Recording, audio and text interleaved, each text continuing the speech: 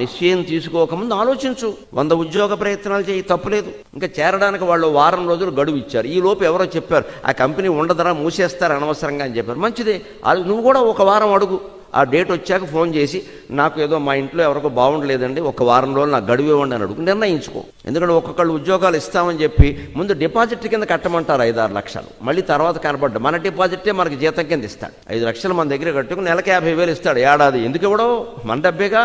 ఏడాది తర్వాత company board తిప్పేస్తాడు. మోసపోయామంటే ఎలా మోసపోయావు, ఏమి విచారణ చేసుకోకుండా వాడు అసలు ఉద్యోగం నీకు జీతం ఇవ్వాల్సిన వాడు నిన్ను డిపాజిట్ కట్టమంటాడు. అదేం ఉద్యోగం, అదేమైనా క్యాషియర్ పోస్ట్ అయితే పోనీ బాబు నీకు రాగానే క్యాషియర్ ఇస్తున్నాం, అలా ఎవరికి ఇవ్వకూడదు కూడా.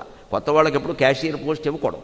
ఇస్తున్నాం, నువ్వు ఏదైనా మాకు ఉంటుంది కదా కొంచెం జాగ్రత్త, దానికి రసీదు అడగాలి ఖచ్చితంగా. అది మంచి కంపెనీ కాదు తేల్చుకోవాలి. 2 పెద్ద మనుషులు సాక్షాంతకాలు చేయించాలి అవసరమైతే. ప్రతిభ ఉన్నవాడు ఇలా ఆలోచిస్తాడు, చేతకానివాడు చేరిపోతాడు, దానికే ఉంది.